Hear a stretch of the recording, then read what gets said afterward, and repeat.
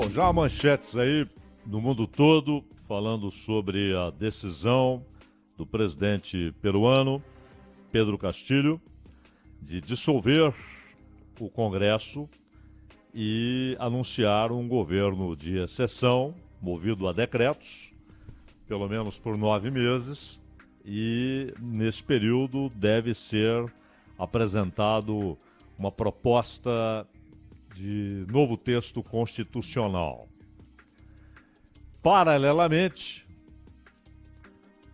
o Congresso peruano vota um pedido para considerar a vacância da presidência da República.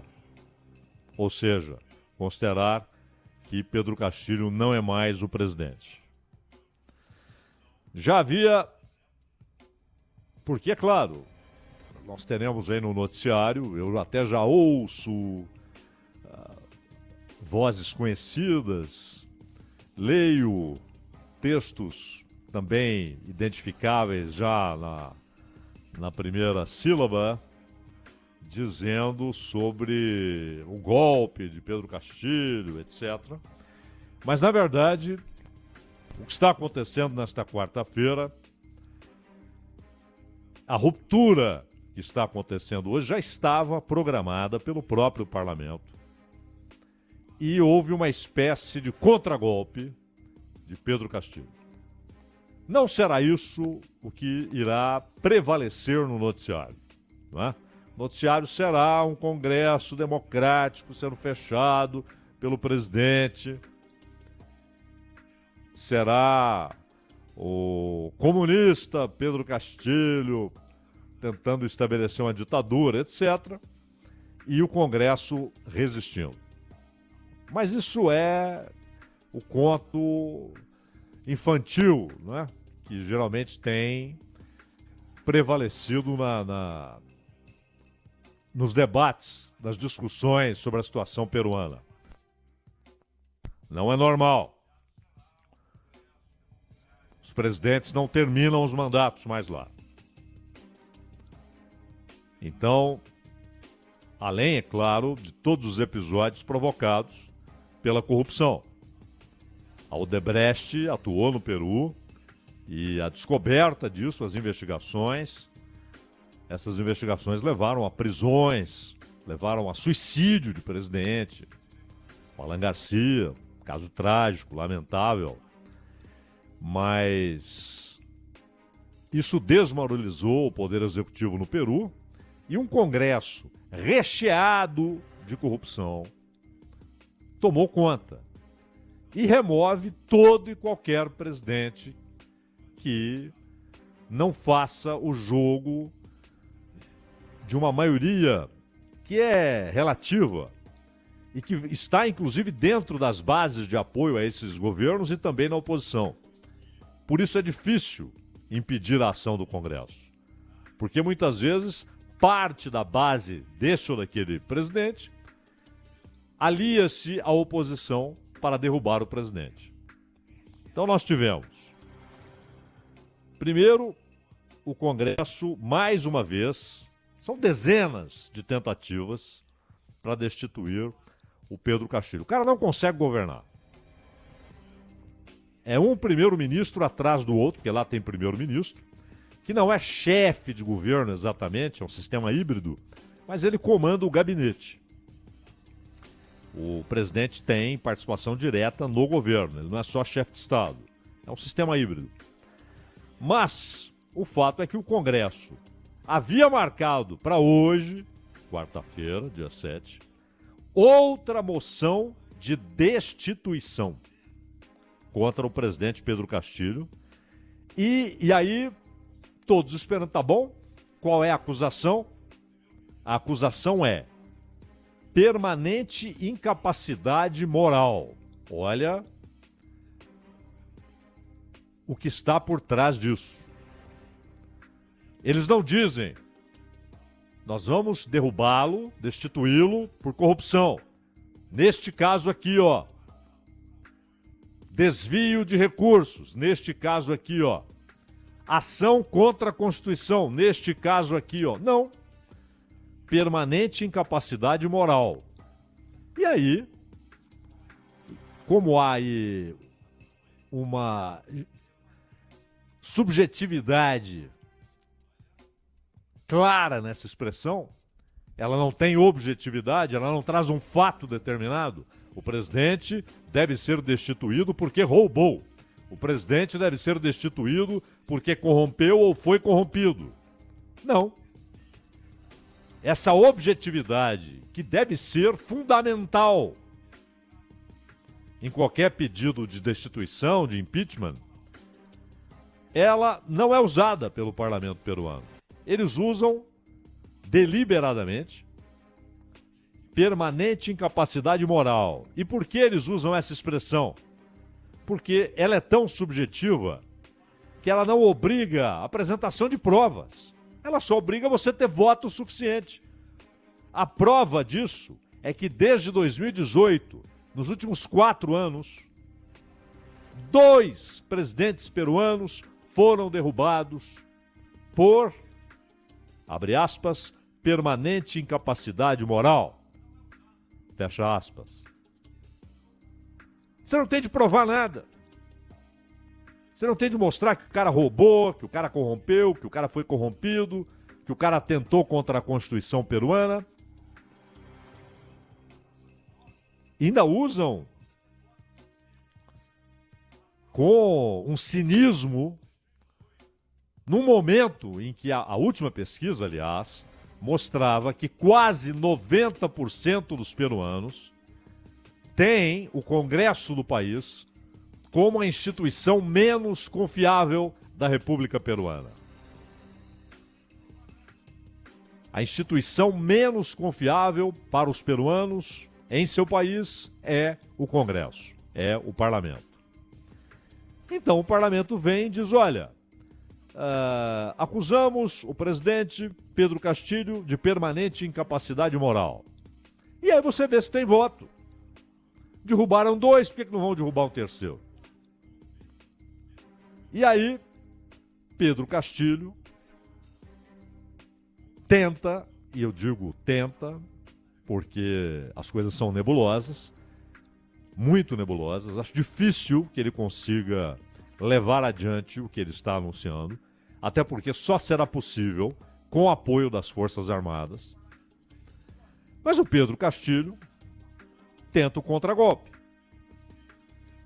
Fecha o Congresso, determina uma eleição geral para daqui 9 meses.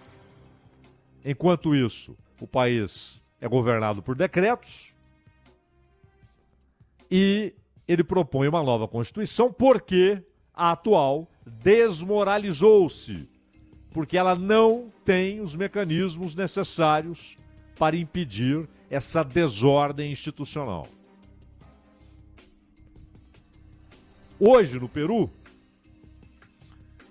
você tem alguns riquíssimos, milionários, alguns até bilionários, nas regiões nobres de Lima e de parte do litoral. E essa gente tem o controle do Congresso. O Peru é um país, como muitos na América do Sul, o Brasil nem se fala, né? O Brasil é de uma riqueza incomparável. Quando você soma tudo aquilo que pode ser considerado riqueza, o Brasil é de uma riqueza incomparável. Mas, na Bolívia, no Peru, no Equador, no Chile, nas Guianas, no Suriname, no Paraguai, no Uruguai, na Argentina, não há nenhum país da região naturalmente condenado à miséria. Todos têm uma riqueza natural, um potencial de produção de riquezas imenso. E essas riquezas, em parte, são produzidas. Em parte. Porém, o resultado dessa produção, ele é quase inteiramente entregue em pouquíssimas mãos, a pouquíssimas mãos. 1%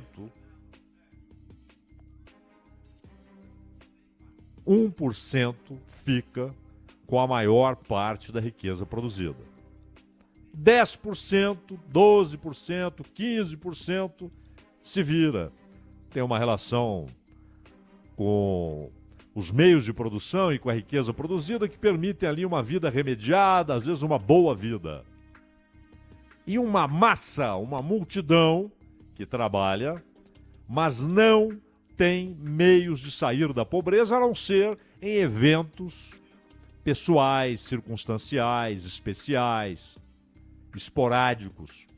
É o esporte, é a arte, enfim, algum talento pessoal que é requerido pela sociedade e que é bem remunerado pela sociedade, todas as sociedades ocidentais, mesmo em sua diversidade, e hoje até muitas orientais, remuneram bem o entretenimento. Então, às vezes, é o que leva o sujeito a escapar, mas são episódios pessoais, não são fenômenos sociais. Não são multidões tendo acesso à prosperidade. São eventos pessoais. Ou seja, esse cara tem um talento que nos agrada, não é? Nós remuneramos bem o entretenimento. Esse cara, ele é muito bom no que ele faz na área de entretenimento ou na área cultural em geral, mesmo que, de certa forma, seja para lá na frente produzir entretenimento. Seja o que for, será bem remunerado. Mas a grande massa sul-americana é condenada não por condições naturais, mas por processo histórico, é condenada, essa grande multidão, à pobreza. E cresce o percentual dessa multidão condenada à pobreza, cresce o percentual dos que são atirados à miséria. Então, surge uma figura como Pedro Castilho. Nenhuma relação com a elite política peruana, com a elite econômica peruana, nem mesmo com a elite intelectual, acadêmica peruana.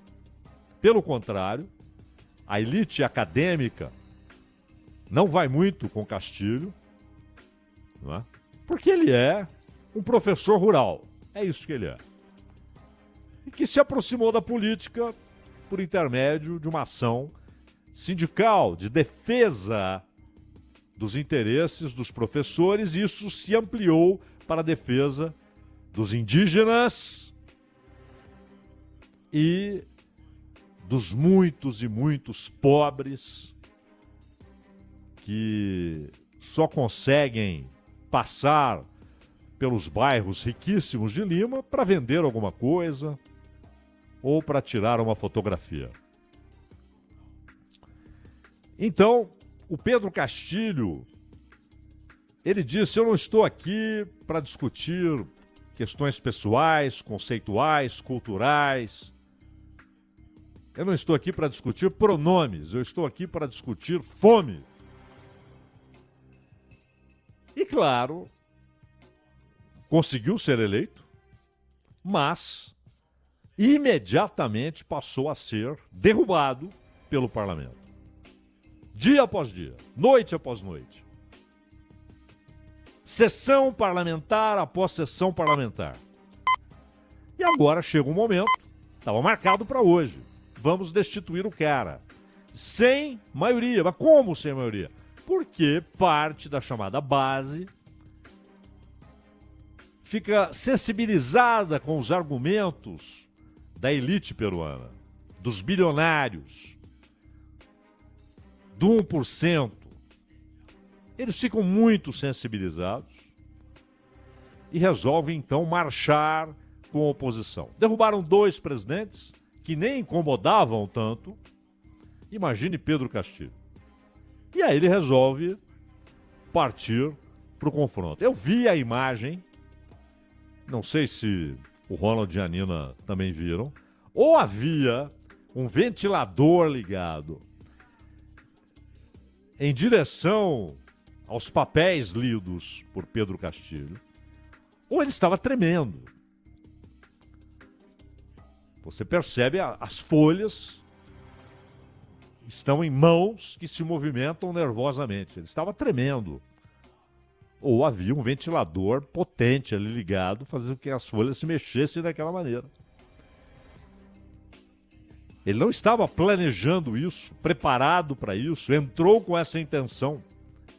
É uma tentativa de manter-se no poder. E aí, claro, as pessoas vão para as ruas. Em Lima, haverá manifestações dos dois lados, a favor de Pedro Castilho, contra Pedro Castilho.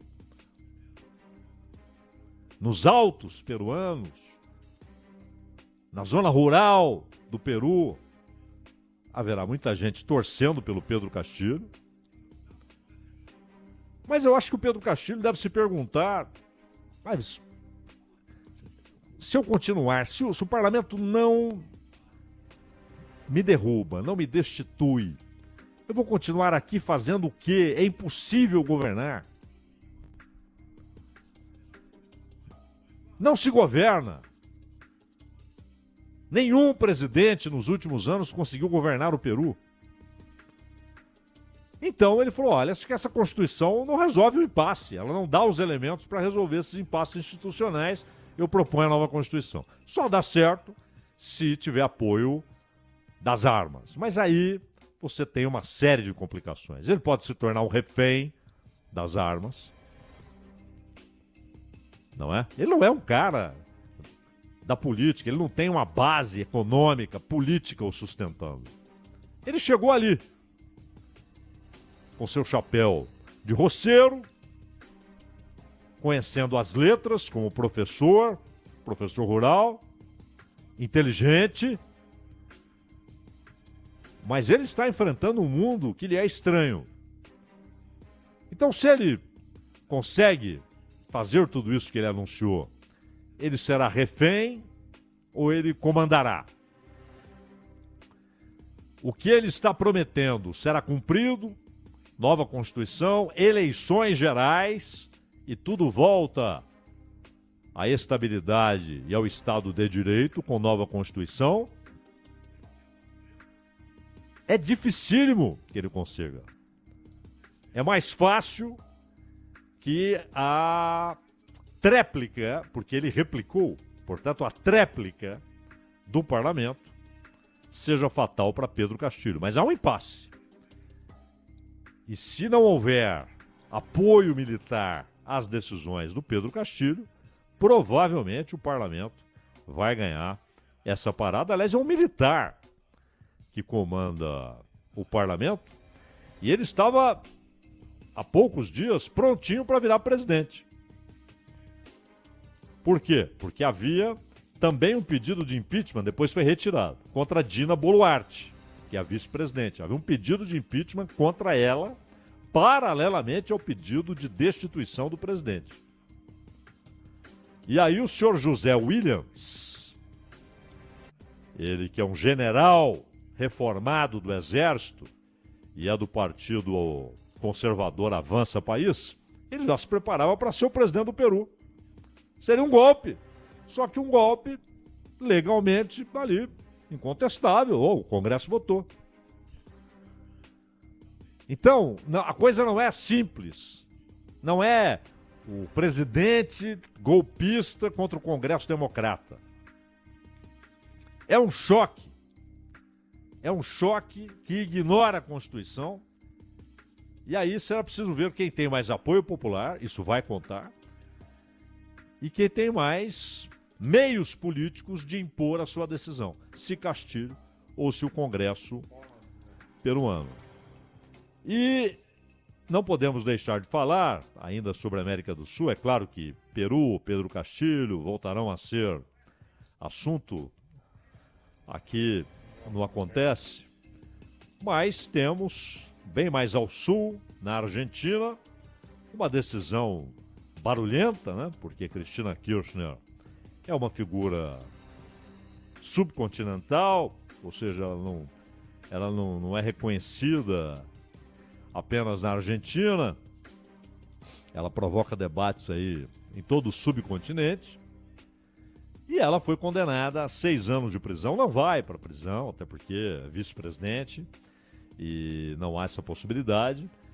Se perder o cargo, se houver, por exemplo, um impeachment contra a vice-presidente, ela, por ter mais de 70 anos, ela pode cumprir prisão domiciliar, não precisa ir para a cadeia. E mais do que isso, ela ainda tem 2 instâncias onde recorrer.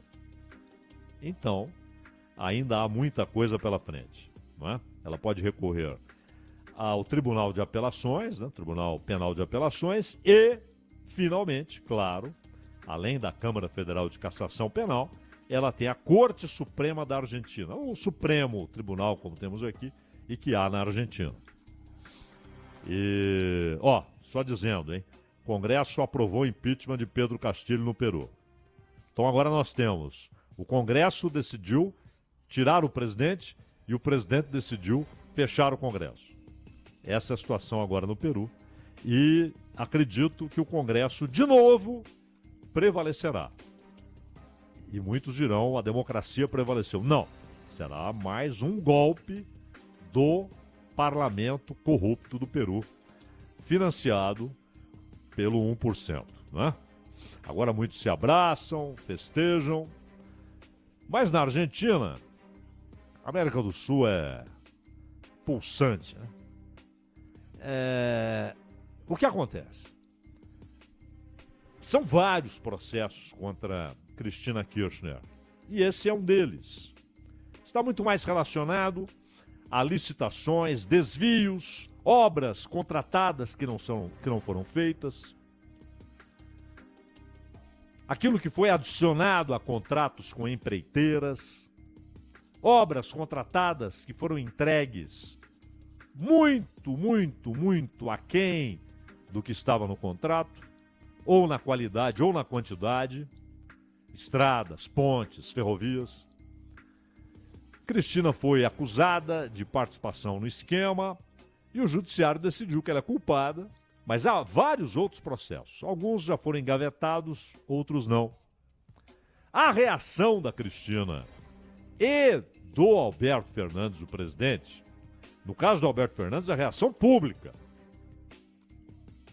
Porque eu estava lendo um tweet do Alberto Fernandes, em que ele mete o pau no judiciário por essa decisão, e aí a maioria absoluta dos comentários era, mas espera aí, você há pouco tempo dizia exatamente isso, sobre os Kirchner, porque ele foi um auxiliar direto de Néstor Kirchner, e depois de Cristina, rompeu com Cristina, e eles só se reaproximam na eleição que o leva à presidência e ela à vice-presidência, porque ela precisava de alguém para ser candidato a presidente, porque ela temia que se fosse candidato à presidência, esses processos andariam com mais velocidade. Então ela foi como candidata a vice. Mas o Alberto Fernandes e a Cristina estão rompidos. A Cristina tem dito claramente que ela não faz parte desse governo, que ela não apoia as decisões desse governo, o que foi amenizado com a entrada em cena do Sérgio Massa, novo ministro da Economia, o mais recente indicado, mas já está há meses, e que foi uma solução de compromisso de Alberto e Cristina. Mas Cristina não quer Alberto candidato à reeleição. E tudo indica que se ele for candidato à reeleição, ele não tem nenhuma chance. E Alberto, por sua vez, tenta se defender, tenta ocupar espaço político e não gosta da pressão que sofre dos kirchneristas. Mas ela usa o argumento: isso é uma perseguição judiciária midiática. Quando eles falam em perseguição midiática, eles estão falando do grupo Clarim. Os Kirchner e o grupo Clarim são inimigos entre si e um opera contra o outro. O grupo Clarim e a família Kirchner. Basicamente, Cristina e o seu filho, Máximo Kirchner. Nos tempos do Néstor Kirchner, havia uma relação mais sóbria entre o Clarim e o ex-presidente. Então, de certa forma, vão fazer muito barulho. Os kirchneristas já foram às ruas.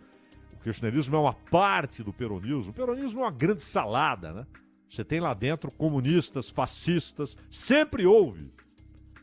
No início dos anos 70 já havia grupos de extrema esquerda e grupos fascistas dentro do peronismo, convivendo.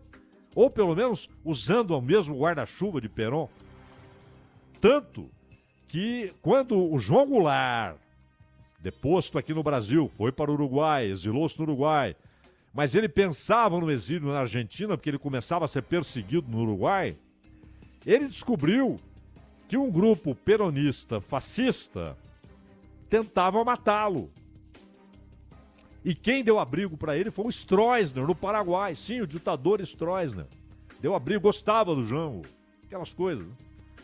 Então, o peronismo é uma grande salada. O kirchnerismo não, é um movimento mais definido. É um movimento claramente mais definido. Né? Mas que tem o nome Kirchner, o nome do movimento já diz, como o que os une. Então eles vão para as ruas, defendem Cristina. Mas grande parte da sociedade argentina acredita nas acusações e quer que a sentença seja cumprida. Insisto, ainda 2 instâncias para recurso. Mas ela tornou-se inelegível. Isso pode ser reformado? Pode ser derrubado? Claro que sim. Mas nesse momento, Alberto Fernandes, Sérgio Massa, eles olham para o quê? Para a condição de inelegível de Cristina Kirchner. E começam a enxergar oportunidades. O jogo é muito pesado também na Argentina. Ronald.